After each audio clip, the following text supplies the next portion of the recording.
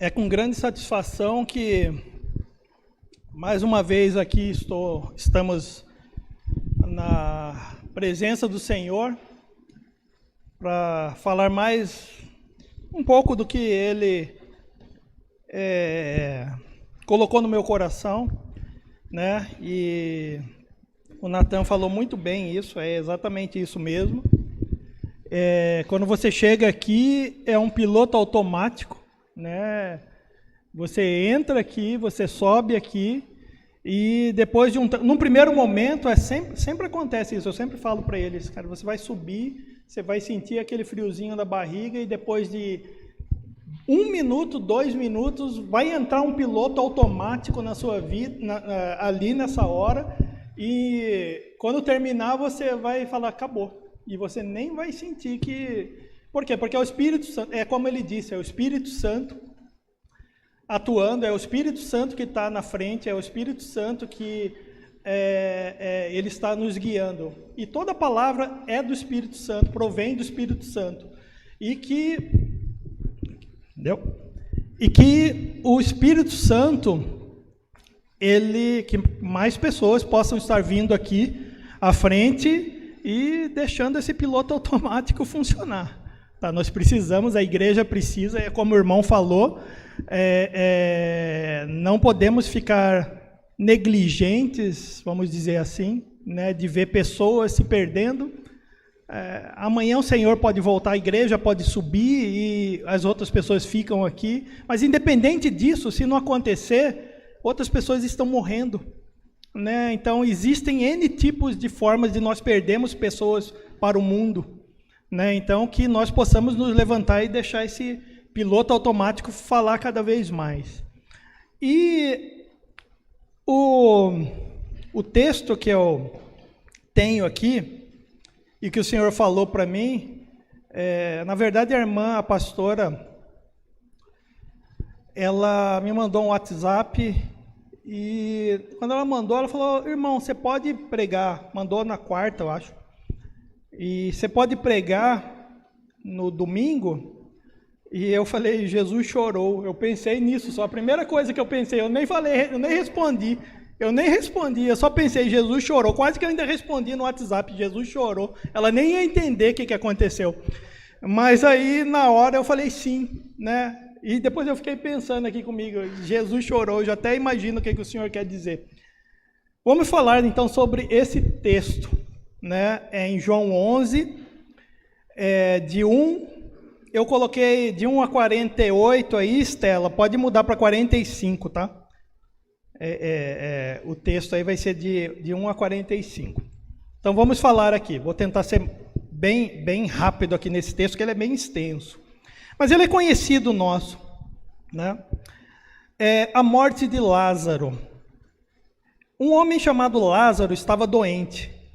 Ele era do povoado de Betânia, onde Maria e sua irmã Marta moravam. Esta Maria era a mesma que pôs perfume nos pés do Senhor Jesus e os enxugou com seus cabelos. Era o irmão dela, Lázaro, que estava doente. Esse parênteses aqui é sobre um capítulo à frente, tá? Que iria acontecer. Ele está fazendo um parênteses aqui. As duas irmãs mandaram dizer a Jesus, Senhor, o seu querido amigo Lázaro está doente. Quando Jesus recebeu a notícia, disse, o resultado final dessa doença não será a morte de Lázaro. Isso está acontecendo para que Deus revele o seu poder glorioso e assim, por causa desta doença, a natureza divina do Filho de Deus será revelada. Jesus amava muito Marta e a sua irmã, e também Lázaro.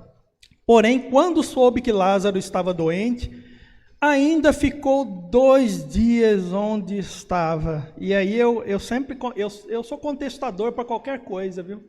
E mesmo Jesus aqui sendo Deus e grandioso como ele era, eu fico pensando aqui, Senhor, por que tudo isso, né? Sempre eu fico questionando, Senhor, o que o Senhor... Não a ação de Jesus, mas o que o Senhor está querendo dizer para a gente? Não para Maria e Marta, porque a ação dele naquela época foi muito direta. foi direta, foi assim, ele fez, foi lá e fez. Mas para a gente, para mim, o que o Senhor está querendo dizer que você ficou 2 dias aqui? E, ok, ficou 2 dias onde estava. Então disse a seus, e não fala onde estava, tá? Aqui no texto ele não fala onde Jesus estava. Eu suponho onde ele estava, porque eu li uns textos anteriores e me parece que ele estava em Jerusalém. Tá? Então, e aí eu andei pesquisando também, outras pessoas também dizem que talvez ele estivesse ali em Jerusalém mesmo, que era próximo de Betânia. E aqui vai falar quão próximo era. E Jesus ficou ali onde ele estava. Então disse aos seus discípulos: vamos voltar para a Judéia. Mas eles disseram: Mestre, faz tão pouco tempo que o povo de lá queria matá-lo a pedradas e o Senhor quer voltar? E Jesus respondeu: por acaso o dia não tem 12 horas? Se alguém anda de dia, não tropeça porque vê a luz deste mundo. Mas se anda de noite, tropeça porque nele não existe luz. Jesus disse isso e depois continuou: o nosso amigo Lázaro está dormindo, mas eu vou lá acordá-lo. Senhor, se ele está dormindo, isso quer dizer que ele vai ficar bom, disseram eles. Mas o que Jesus queria dizer é que Lázaro estava morto. Porém, eles pensavam que estivesse falando do sono natural, né? Jesus, ele usava muito essas metáforas, ele usava muito um duplo sentido, né? Coisas assim que, para a pessoa entender com mais facilidade. Mas algumas vezes Jesus era bem direto, e nessa vez também ele foi, né? E aí ele já falou na sequência. Mas o que Jesus queria dizer é que Lázaro estava morto. Porém, eles pensavam que estivesse falando do sono natural. Então Jesus disse claramente: Lázaro morreu. Mas eu estou alegre por não ter estado lá com ele, pois assim vocês vão crer. Vamos até a casa dele. Então Tomé, chamado de o Gêmeo, em outras traduções aí deve estar falando Dídimo.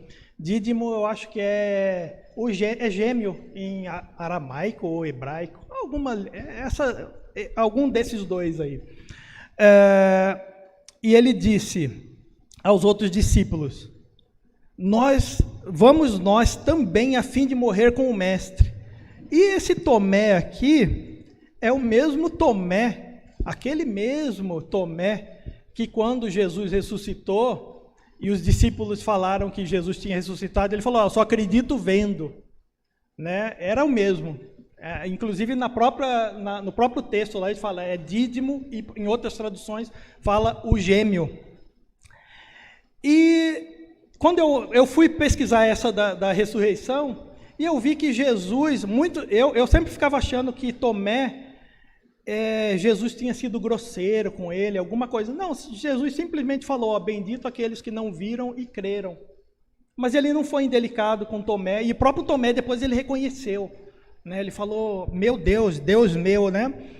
E Tomé, eu olhando aqui, esse texto aqui, ele tem tantos personagens, parece que ele tem tão pouca coisa, ele só fala de Lázaro que morreu e que Jesus trouxe ele de volta. Mas quando eu pensei, Jesus chorou, e quando eu pensei nisso, quando eu respondi para a pastora, e depois eu comecei a olhar esse texto, começou a fervilhar a quantidade de coisa que aconteceu aqui, a quantidade de personagens que nós temos aqui, e se você for falar sobre cada um, você vai ficar 5, 6, 7 horas falando sobre um personagem, né, desse texto aqui. E Tomé é um desses aqui. Eu olho aqui para ele, ele fala: vamos nós também a fim de morrer com o mestre. E quando eu olho para essa pessoa aqui, ele falando isso, eu vejo uma pessoa extremamente proativa. E eu acho que é isso mesmo. Ele é aquela pessoa que ele tem seu valor, é extremamente valioso, mas ele precisa ter o contato visual. Ele não é uma pessoa que, pela fé, se você falar alguma coisa, ele vai... Tanto é que isso se confirmou quando Jesus, ele contestou se Jesus tinha ressuscitado ou não. Mas ele é uma pessoa que nós vamos também a fim de morrer com o mestre. E essas pessoas com esse perfil de contato visual, elas são muito proativas. E elas chegam ao extremo. E se fosse para morrer, eu acho que provavelmente ele morreria com Jesus. Muito provavelmente ele morreria sim, porque é perfil. Você vê hoje em dia muitas pessoas construindo coisas, fazendo coisas difíceis, coisas impossíveis, até se arriscando muitas vezes. Né? São pessoas que elas gostam do contato visual, elas acreditam naquilo que elas estão vendo, elas têm confiança naquilo. Tem seu valor? Tem muito valor. Mas também, assim, nessa questão aqui da fé, nós temos que contrabalancear entre aquilo que nós vemos e aquilo que nós cremos. Né? Tem que ter esse perfeito equilíbrio. Né? E não fala muito sobre Tomé, muito depois desses dois capítulos aqui em João, né? Naquela situação da ressurreição de Jesus, e aqui não se fala tanto, não se fala mais. Acho que são as 2 vezes só que falam nele, 2 ou 3 vezes se falam nele, se fala em Tomé. Né? Então não dá para você entender qual era o perfil dele, como nós temos de outros discípulos, que nós vemos que acompanharam Jesus durante a caminhada dele toda. E, prosseguindo aqui, quando Jesus chegou, já fazia 4 dias que Lázaro havia sido sepultado. Betânia ficava a menos de 3 quilômetros de Jerusalém. E é isso que me deixou Jesus. 3 quilômetros. Nós andamos aquela vez lá para Tremembé, 15 quilômetros. 1h30 de caminhada, 15 quilômetros. 15 quilômetros. Né? 5 vezes menos esse daqui. E aí eu medi o tempo no aplicativo aqui do Maps. Daqui da igreja até o Taubaté Shopping dá 3 quilômetros, dá 2,9 quilômetros. Mais 100 metrinhos dá os 3 quilômetros. Dá 37 minutos. Jesus demorou 4 dias. 4 dias em 37 minutos. Ele poderia ter ido na hora que ele recebeu a informação. Ele ainda ficou parado 2 dias no lugar onde ele estava, provavelmente Jerusalém, que aqui já dá uma dica para a gente, que dá 3 quilômetros de Jerusalém até Betânia. Então são 3 quilômetros. E assim o Google Maps me deu a opção lá de caminhando, tá? Caminhando a 2 quilômetros. Ou seja, caminhando mesmo, andando assim, ó. Tô andando devagarinho. Devagar, 37 minutos. Se eu andar a velocidade que eu ando para caminhar ali, provavelmente eu chego em 15 minutos lá. A gente chega daqui até lá, 15 minutos, em ritmo acelerado, sem correr. Então são 37 minutos. Ele demorou 2 dias na cidade e demorou mais 2 dias ainda fazendo o quê? Para chegar lá, na onde estava sepultado. Então, mas tem um porquê. Jesus, ele faz as coisas, e aí eu comecei a entender por que Jesus está fazendo tudo isso. É uma situação que ele poderia ter resolvido de maneira mais simples, mais fácil e mais direta. Ele fez isso várias vezes. Em outros momentos anteriores, ele já tinha feito, ele já tinha multiplicado os pães. Nesse momento aqui, ele já tinha multiplicado os pães, ele já tinha curado um cego, ele já tinha curado o leproso, ele já tinha feito um monte de coisas. Entretanto, me parece que a fala dele inicial era algo, olha, eu vou fazer algo realmente grandioso.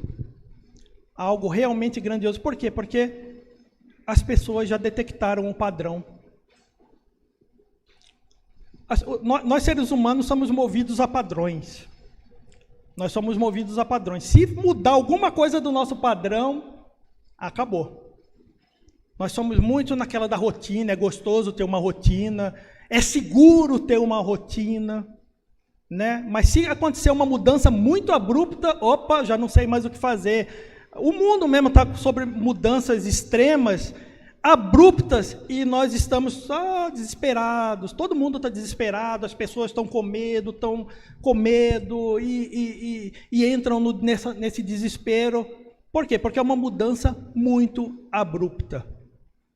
E o ser humano, ele gosta às vezes de mudanças e tudo mais, mas são mudanças mais, deixa eu fazer uma curvinha aqui, à esquerda, à direita, mais controlado, né? Então, vamos continuar aqui o texto. Quando Jesus chegou, já fazia 4 dias que Lázaro havia sido sepultado. Betânia ficava a menos de 3 quilômetros de Jerusalém, e muitas pessoas tinham vindo visitar Marta e Maria para as consolarem por causa da morte do irmão. Quando Marta soube que Jesus estava chegando, foi encontrar-se com ele, porém Maria ficou sentada em casa. Então Marta disse a Jesus: se o Senhor estivesse aqui, o meu irmão não teria morrido. Mas eu sei que mesmo assim, e agora eu vou fazer só um parênteses rápido, Marta, eu nunca tinha olhado para Marta, eu só achei que era alguém que estava dolorido pela morte do irmão. Era o que me chamava a atenção nela e na irmã. Era o que me chamava e falava, puxa, coitada, eu sempre ficava solidário com a dor dela. Sempre olhando esse texto, a primeira coisa é, estou solidário com a sua dor, com a sua perda. Tanto você quanto sua irmã, mas mais com ela, porque ela interage mais com Jesus aqui. E a irmã dela praticamente repete o que ela falou, mas em menor escala. Mas vamos continuar aqui. O que ela diz? Se o Senhor estivesse aqui, o meu irmão não teria morrido.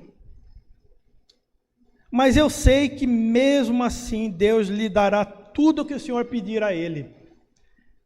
O seu irmão vai ressuscitar. Jesus fala, disse Jesus. Marta respondeu, eu sei que ele vai ressuscitar no último dia. Então Jesus afirmou, eu sou a ressurreição e a vida, quem crê em mim, ainda que morra, viverá.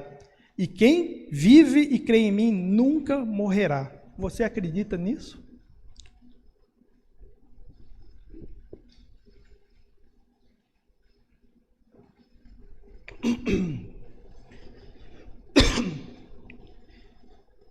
E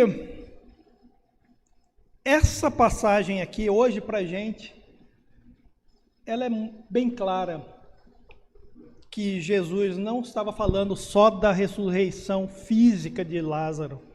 Ele estava falando que ele ia fazer. Ninguém entendeu, ninguém esperava. Isso é fato, ninguém esperava que ele fosse ressuscitar Lázaro. Ninguém esperava. Isso está escancarado aqui. Ela mesmo não esperava, e ela mesmo, não que ela não quisesse, era algo que não passava pela cabeça dela, que ela sequer cogitava. É o que ela diz aqui, ó. Seu irmão, ele fala, o seu irmão vai ressuscitar. Ele já sabia o que ele ia fazer. Era a ressurreição física dele. Era a ressurreição física de Lázaro. Era isso que ele estava falando. Mas ela entendeu que, sim, Senhor, disse ela, eu creio que o Senhor, eu sei que ele vai ressuscitar no último dia. Então ela não esperava que ele fosse ressuscitar naquele momento. Ela esperava que fosse ressuscitar quando Jesus voltasse para arrebatar os seus, aquilo que nós já conhecemos. Ela esperava, eu sei que ele vai ressuscitar no último dia. Ela não esperava, nem passava na cabeça dela que isso iria acontecer. Então Jesus afirmou, eu sou a ressurreição e a vida, quem crê em mim, ainda que morra, viverá. E aí Jesus fala não da ressurreição física, apesar de que ele ia fazer a ressurreição física de Lázaro, ele ia executar esse plano de ressuscitar Lázaro, que já estava 4 dias e já estava fedendo, já estava... E talvez não, por isso Jesus ele foi segurando, segura aí, porque as pessoas, elas já tinham um padrão, ele já tinha feito tantas coisas grandiosas, que as pessoas já tinham plena confiança, ele vai chegar, chega aqui, cura, sarou, pronto para a próxima. As pessoas, todo mundo estava esperando isso. Marta estava esperando, tanto é que ela fala, se você não tivesse aqui, se você estivesse aqui, ele não teria morrido. Maria fala um pouquinho mais para baixo, a mesma coisa. Se você tivesse aqui, ele não teria morrido. E o povo fala também, tem um texto mais abaixo, nós vamos ler, o povo também fala, olha, ele amava mesmo Lázaro. E ele curou tantos, se ele tivesse aqui, ele estaria curado, ele não teria morrido. Ou seja, eles cogitavam que ele não teria morrido, mas eles não cogitavam nada, nem passava pela cabeça deles que ele pudesse ressuscitá-lo. Não passava na cabeça deles. Então, vamos seguir aqui o texto. Sim, Senhor, disse ela, eu creio. Ainda assim que ele falou, eu sou a ressurreição e a vida. Quem crê em mim, ainda que morra, viverá. E quem vive e crê em mim, nunca morrerá. Você acredita nisso? Sim, Senhor, disse ela. Eu creio que o Senhor é o Messias, o Filho de Deus, que deveria vir ao mundo. Olha, para alguém que já tinha curado um monte de gente ali, já tinha feito tantas obras, essa mulher, assim, agora olhando para ela, eu olho assim, que fé que ela tinha, né? Que confiança que ela tinha. Nem no momento de dor que ela estava estraçalhada, ela deixou de confiar em Jesus, ela foi solícita, ela respondeu, sim, Senhor, eu creio que o Senhor é o Messias. Ela poderia ter falado, olha, depois a gente conversa, eu estou chateada, ela podia estar até chateada com ele, você não veio a tempo, né? E às vezes a gente fica assim, porque o Senhor não responde uma bobeirinha nossa, e a gente fica, Senhor meio que pisou na bola, e não sei o quê. E essa mulher, ela dá um exemplo para a gente, né, de tal forma que eu creio que o Senhor é o Messias, o Filho de Deus. Ela continua ainda solícita a Ele, ela continua ainda com a mesma crença que ela tinha, mesmo se o irmão tivesse sido salvo, né? Ela com aquela dor toda dolorida, manteve a tranquilidade, né? E depois de dizer isso, Marta chamou Maria, sua irmã, e lhe disse em particular, o mestre chegou e está chamando você. Quando Maria ouviu isso, levantou-se depressa e foi encontrar com Jesus. E aqui, quando eu li, assim, levantou depressa, dá a impressão de que eu vou lá pedir para ele ressuscitar Lázaro, mas não passava na cabeça dela. Tipo, ainda assim ela foi com prontidão ver Jesus. Mesmo já tendo tido um final trágico, porque para elas era o final, era o fim. Acabou. Meu irmão, ele perdeu a vida, ok, vamos vê-lo no último dia, conforme Marta tinha citado antes, veremos, e sim, ele vai ressuscitar no último dia, ok. Elas tinham isso na cabeça, elas acreditavam nisso. E ainda com a prontidão, né, mesmo estando machucada, mesmo estando ferida ali, mesmo estando estraçalhada com a perda do seu irmão, levanta rapidamente, né? O mestre chegou e está chamando você. Quando Maria ouviu isso, levantou-se depressa e foi encontrar com Jesus, pois ele não tinha chegado ao povoado, mas ainda estava no lugar onde Marta o havia encontrado. As pessoas que estavam à casa com Maria, consolando-a, viram que ela se levantou e saiu depressa, ou seja, ele nem tinha chegado e ainda ela foi correr atrás dele lá, né? Poderia ter falado, olha, já perdi mesmo, deixa ele chegar. Ainda assim ela foi ter com ele, ela andou mais para ter com ele. Para você ver como Jesus devia estar andando assim, ó. Eu vou chegar lá, fica tranquilo. Não, calma, vocês não viram nada ainda, né? E quando Maria ouviu isso, levantou-se depressa e foi encontrar-se com Jesus, pois ele não tinha chegado ao povoado, mas ainda estava no lugar onde Marta o havia encontrado. As pessoas que estavam na casa com Maria, consolando-a, viram que ela se levantou e saiu depressa. Então foram atrás dela, pois pensavam que ela ia ao túmulo para chorar ali. Maria chegou ao lugar onde Jesus estava e logo que o viu, caiu aos pés dele e disse, se o Senhor tivesse estado aqui de novo, o meu irmão não teria morrido. nenhuma delas pede: Senhor, ressuscita Lázaro. Porque, de verdade, as pessoas elas trabalham com padrões.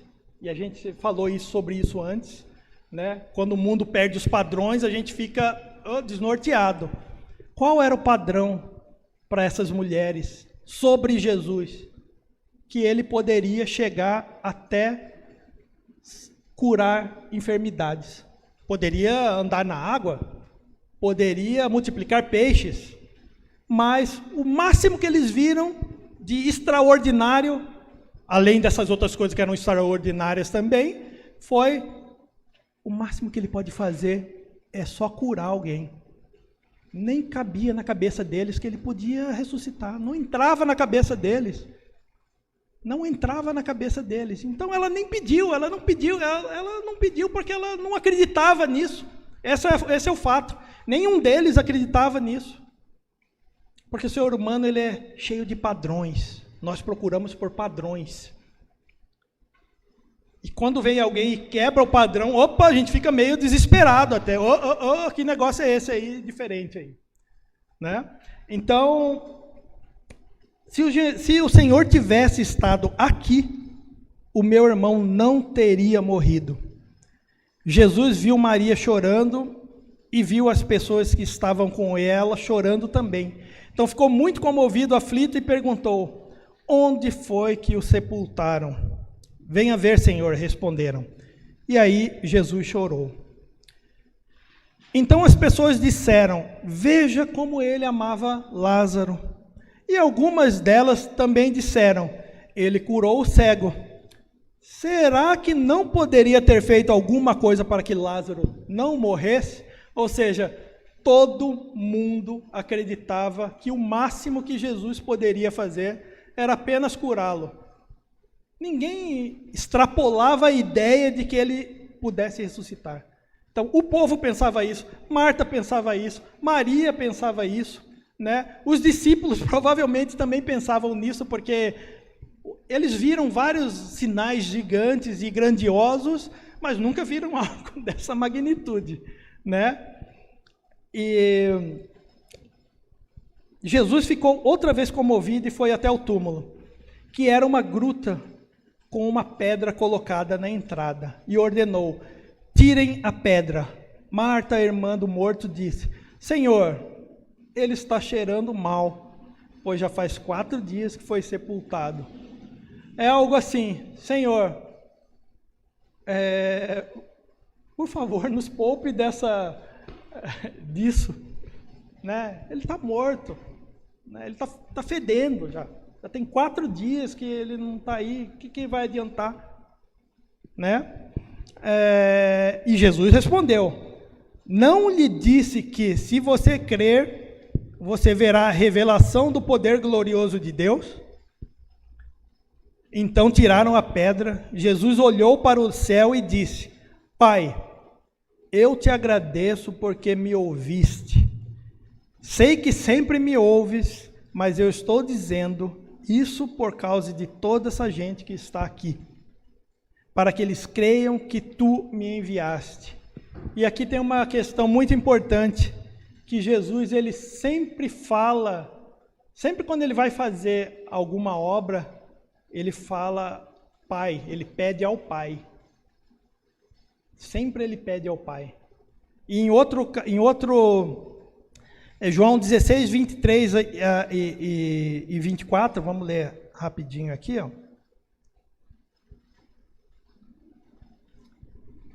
João 16, 23 e 24. Quando chegar aquele dia, vocês não me pedirão mais nada. Jesus aqui ele está falando do dia que ele já tivesse partido. E eu afirmo a vocês que isto é verdade.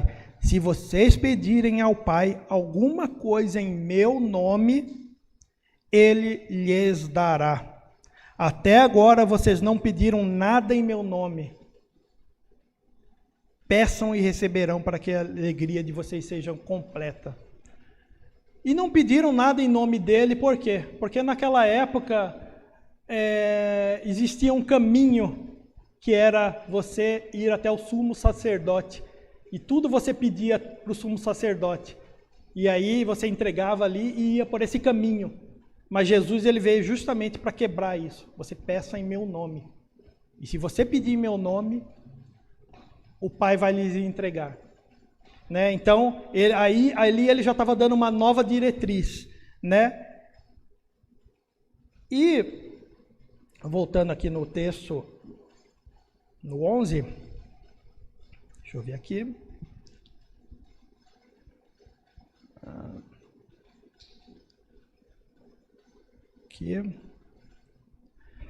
Aqui, Pai, eu agradeço porque me ouviste, eu sei que me ouves, mas estou dizendo isso por causa de toda essa gente que está aqui, para que eles creiam que tu me enviaste.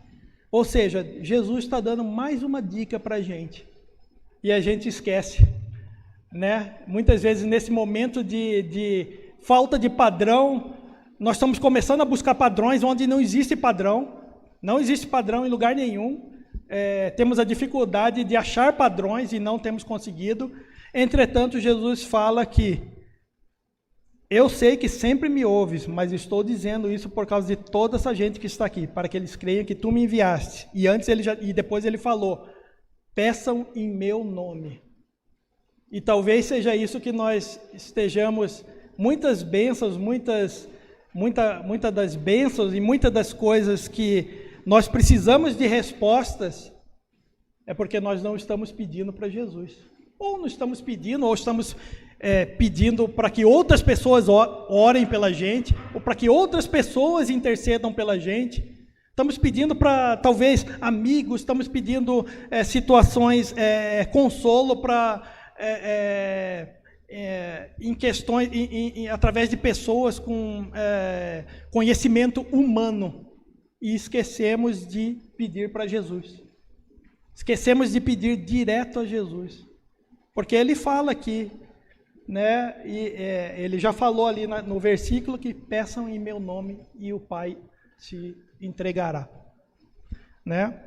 E depois de dizer isso, e aí é um grande exemplo, né? Eu falo, toda vez que Jesus vai fazer algo grandioso, ele fala para Deus e depois vem a graça. Instantaneamente. Por que não acontece isso comigo? Por que não acontece com muita gente? Às vezes a gente pede, mas será que nós estamos pedindo do jeito certo? Será que nós estamos realmente, não do jeito certo, mas será que nós estamos realmente conectados a Cristo a ponto de sequer Ele nos ouvir? Às vezes é só uma emoção, algo temporário que nós estamos ali e não achamos que estamos conectados com Cristo, mas não estamos nada. Por que ele deixa de nos responder coisas que antes ele respondia diretamente? O problema é com Cristo ou o problema somos nós que às vezes estamos nos afastando de Cristo e confiando em outras frentes e deixando Cristo para segundo, terceiro, quarto, quinto, sexto plano? E nós estamos entregando a nossa fé, estamos entregando a nossa confiança em soluções de lugares humanos.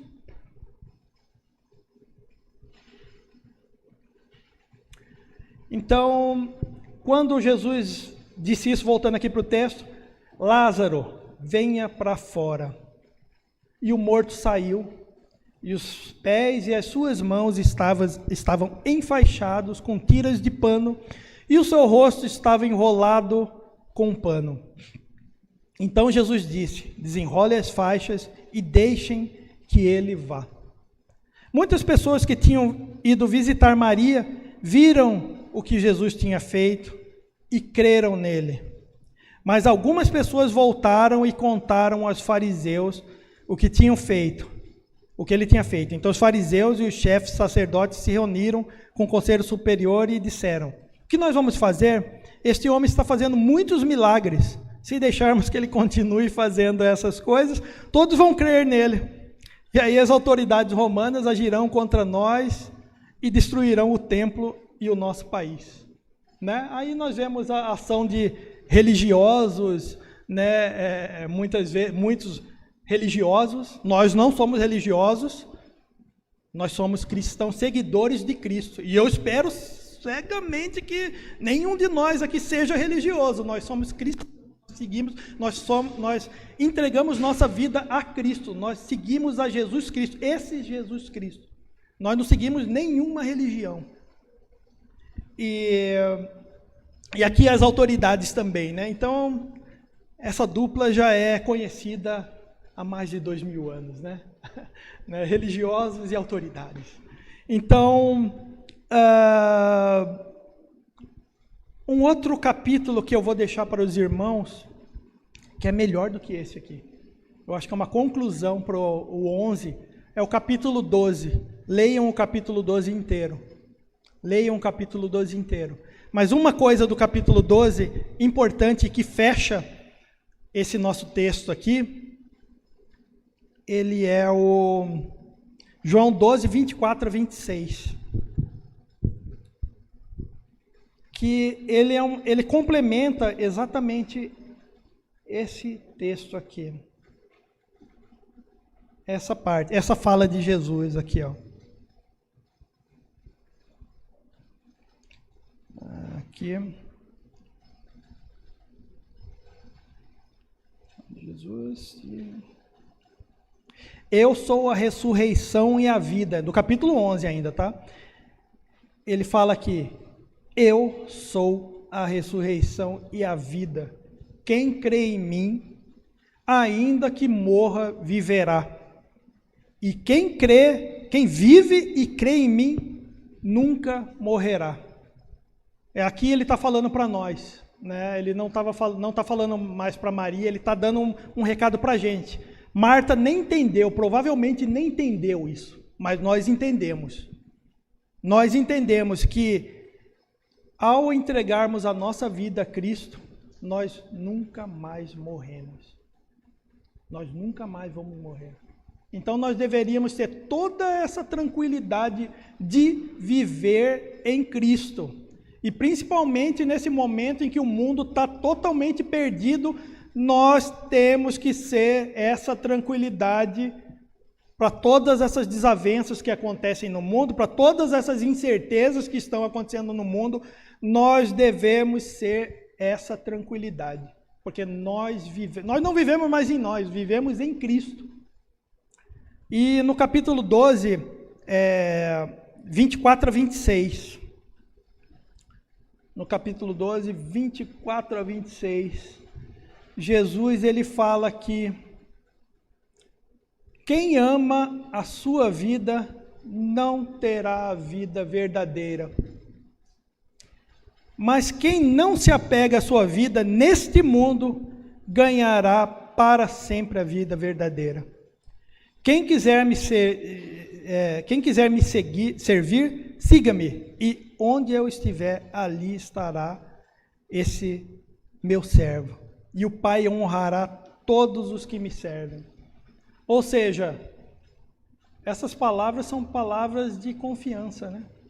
Que quando eu leio isso daqui, eu sinto uma extrema confiança. Eu falei, puxa, se eu depositar minha vida em Ti, eu não preciso ter medo de nada. Pode você tem o medo de andar de avião, o avião está quase caindo, turbulência, você não vai ter medo, né? Toda a sua vida, quando você não consegue mudar um fio, está na palavra, você não consegue mudar um fio de cabelo da sua vida. Deposite a sua confiança da sua vida em Cristo. Se você você viver em Cristo, não há o que temer. E só para concluir, eu não ia falar isso, mas agora eu senti que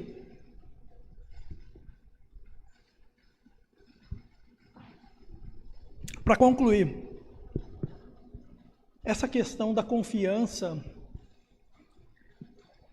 desde pequeno, eu sempre ia muito nos retiros, e os retiros assim, da igreja onde eu congregava na época, quando era criança,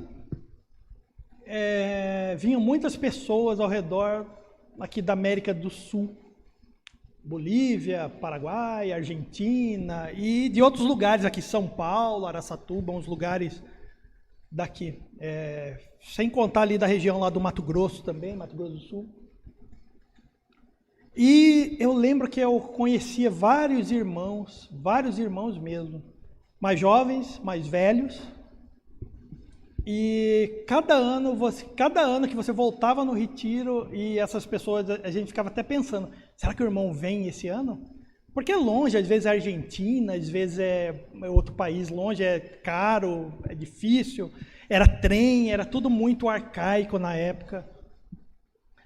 E aí, será que vem? A gente ficava na expectativa de quando chegava o retiro, que irmãos viriam antigos e que irmãos novos você ia conhecer.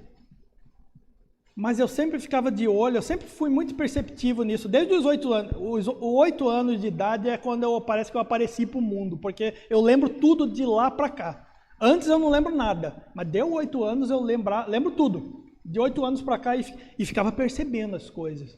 Ficava percebendo as pessoas, as atitudes, né? A forma como elas iam crescendo assim espiritualmente mesmo. Essa pessoa, ela era um recém-convertido assim, agora é assim, e as coisas iam acontecendo.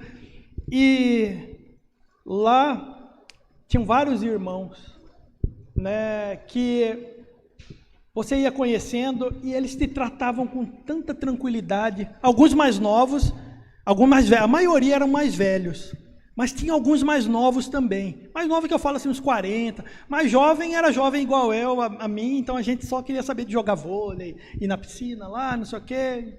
Era isso, cada um você olhava com eu lembro que eu olhava com um prisma diferente.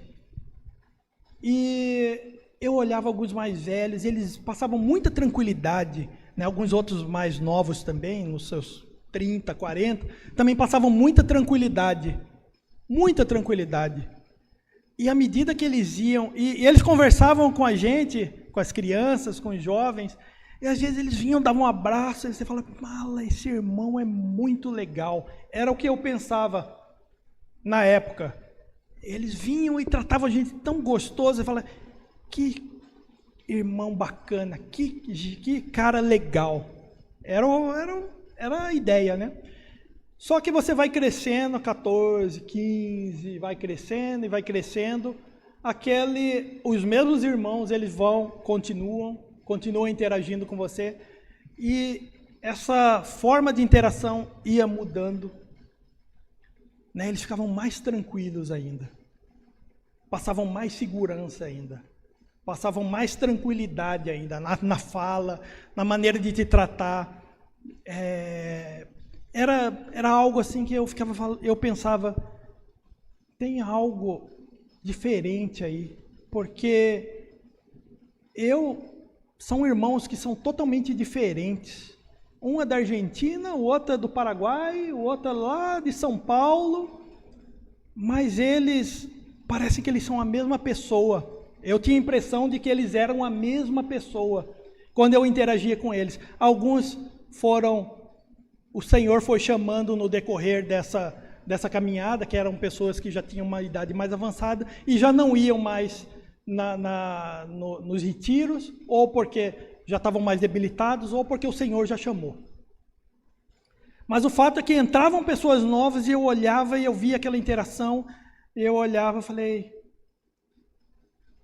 é muito estranho que é a mesma pessoa, né? E eu olhava para cada um e falei, puxa, você é tão parecido com aquele outro irmão que eu conheci quando eu tinha 10 anos de idade, e agora eu tenho 15, 16, 20, e você me lembra aquele irmão, mas você não é da família dele, você não é parente dele, porque você é da Bolívia e o outro é lá da Colômbia. Só se tiver alguma conexão aí, mas não me parece que seja. Entretanto, com o passar dos anos, você entende. Por quê? Porque nessa igreja aqui, eu encontrei várias pessoas que são iguaizinhas àquelas pessoas, e em outras igrejas, na igreja de Tremembé, onde eu congreguei também, eu encontrei várias pessoas que eram exatamente a mesma pessoa que eu conheci com 8 anos de idade. Eu falei, como que pode ser exatamente a mesma pessoa? Na verdade, essas pessoas, elas já estavam tão próximas de Cristo, que nós poderíamos... Hoje eu olho e reconheço, era Jesus que já estava ali. A pessoa, ela já vivia em Cristo. Ela já tinha abandonado o seu próprio eu, e ela já tinha entregue a sua vida a Cristo, e era Cristo que vivia 100% nela. E é por isso que quando eu olhava, eu via tranquilidade que eu não vinha em outros irmãos. Eu não via tranquilidade em outros irmãos. Por quê? Porque eles ainda estavam no processo de se tornar iguais a Cristo. Eles estavam naquele processo de copiar Jesus Cristo, mas eles ainda não tinham chegado. Infelizmente, pelo menos eu olhei nesse padrão, né, esses irmãos estavam tão próximos de Cristo, que Cristo chamou eles. Falou, agora você vem para cá. E outras pessoas vão ter que seguir esse caminho e ficar iguaizinhas a mim. Então, eu percebi que é exatamente esse João 12, 24 a 26, né? Quem ama a sua vida não terá a vida verdadeira, mas quem não se apega à sua vida neste mundo, ganhará para sempre a vida verdadeira. Ou seja, você já não vive mais a sua vida, mas vive em Cristo. E isso reflete, nós entendemos, o mundo fora vê a diferença dessas pessoas, veem essas pessoas fazendo a diferença, e passando a tranquilidade que o mundo precisa nessa hora. Por que eles batem aqui na nossa porta? Quando a situação está desesperadora, eles não vão falar com político, eles vão bater aqui. Eles reconhecem isso. Então, que nós estejamos cada vez mais conectados a Cristo, e que talvez assim, nós consigamos aqui mesmo na terra, fazer grandes obras, né? Grandes obras do tamanho das que Jesus fez, né? Mas a principal obra que Jesus pediu para que nós fizéssemos foi exatamente o que o Natan falou, que nós comecemos a falar de Cristo, para que essas pessoas elas se convertam, para que até mesmo para a gente, nós temos que sair das nossas casas, e não precisa ser coordenado. Eu venho, vou falar com o Renan, vou falar com o irmão ali, com a irmã. Faz isso você em casa. Hoje eu vou falar com tal. Hoje tem um amigo no trabalho, eu vou mandar uma mensagem aqui para ele assim, né? Então, e hoje ainda nós temos a facilidade dessa comunicação, né? Às vezes é tanta coisa que a gente posta, mas aí não posta algo que poderia engrandecer e enaltecer.